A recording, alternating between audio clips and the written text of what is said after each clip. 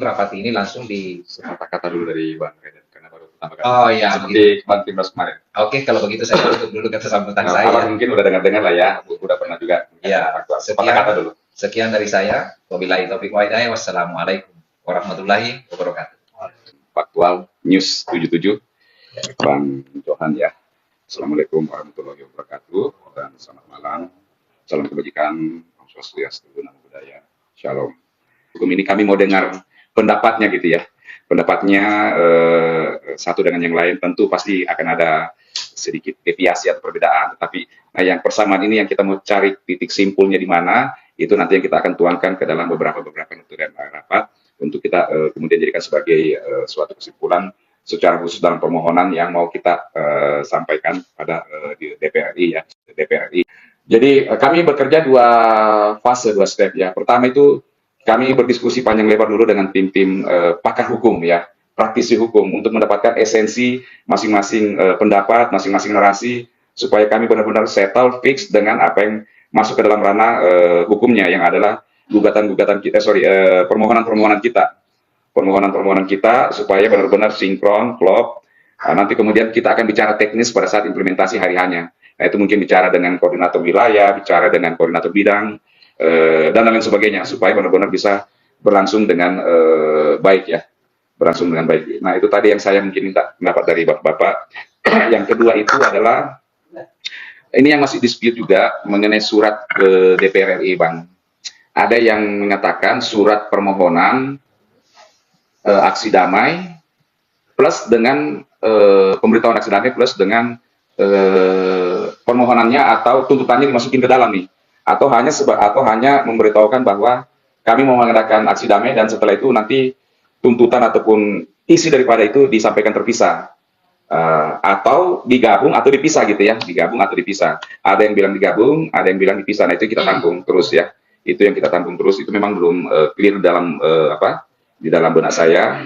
Kalau bicara perizinan, ada yang bilang hanya di Polda, ada yang bilang Polda dan Mabes Polri ya.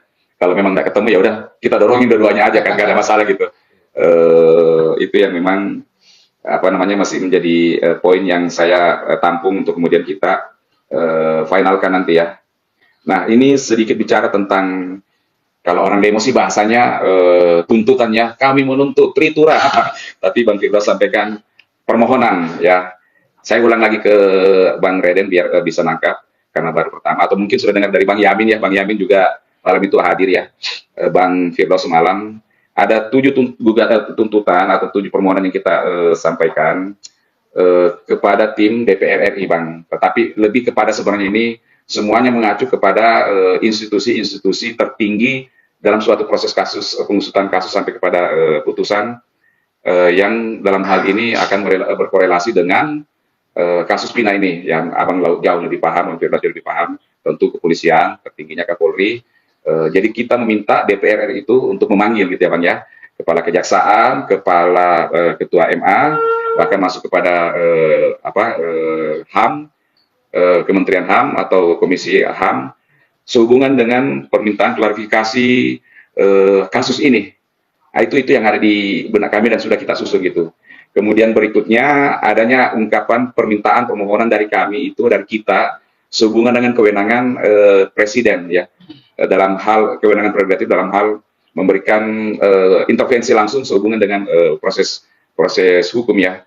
Jadi dari awal memang kami sudah mengesampingkan gerasi karena gerasi ini memang sangat bertentangan dengan keinginan para terpidana yang mengatakan bahwa kalau mereka dinyatakan mau mengakui, lebih baik mereka membusuk di penjara. Sementara kita tahu bahwa gerasi itu ada pengakuan terlebih dahulu dari para terpidana ini.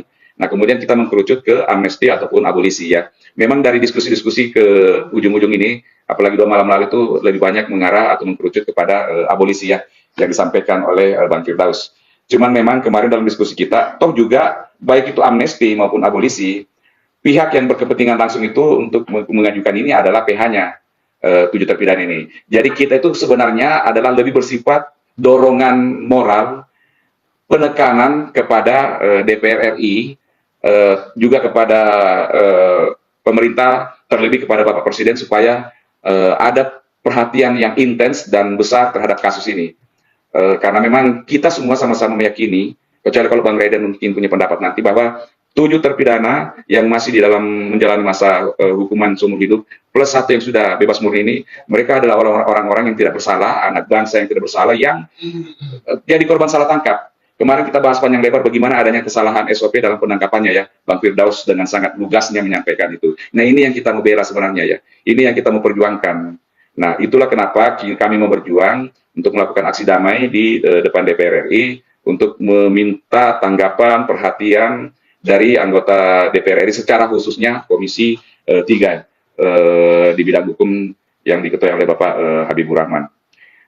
Jadi mungkin itu pengantar dari saya, Bang Faktual. Saya pikir saya tidak usah masuk ke dalam detailnya karena poinnya itu aja, bahwa pertama kita meminta DPR RI untuk memanggil beberapa institusi yang terkait, kepolisian, kejaksaan, dan Mahkamah Agung. Nah, nanti kalau memang ternyata kita diberi ruang untuk RDP atau audiensi, ini pun juga perdebatan di hari yang sama ataukah hari yang berbeda nih. Ataukah konteksnya kita tergantung kepada DPR RI, baru kemudian kami atau kita membuat suatu makalah hukum secara komprehensif. Nah, disitulah nanti baru kita bicara tentang Ibtu Rudiana, kita berbicara tentang 3 DPO, kita berbicara tentang ya semuanya hal. Tetapi kembali lagi yang disampaikan oleh Bang Firdaus semalam, bahwa kita ini hanya kuasa relatif, bukan kuasa absolut, karena kita bukan PH-nya ya Bang ya. Jadi lebih kepada memang dorongan, perhatian, penekanan, meminta, memohon kepada para petinggi-petinggi di negara ini. Karena memang yang nanti yang akan berjibaku di persidangan berikutnya, atau punya legal standing untuk bersurat kepada Presiden ataupun DPR sehubungan dengan amnesti ataupun abolisi ini adalah PH daripada 7 terpidana ini. Atau kalau memang mereka mau PK selanjutnya, PK2, ya mereka yang melakukan. Cuman satu hal saya punya keyakinan, dan mungkin kita punya keyakinan, bahwa PK pertama aja yang mungkin sudah sedemikian runut novumnya menjadi perhatian masyarakat seluas-luasnya, ternyata itu juga ditolak. Nah, ini menjadi perhatian bagi kita, apalagi di PK kedua ini yang notabene sudah menemukan novum baru, itu pasti akan lebih susah, lebih sulit. Ditambah memang ini kasus sudah turun, dikarenakan kasusnya yang ada pengacaranya di sini dulu mantan. Kasusnya Agus sama Novi gitu ya. Bercanda loh Bang Firdaus, biar sedikit abang ini senyum-senyum gitu.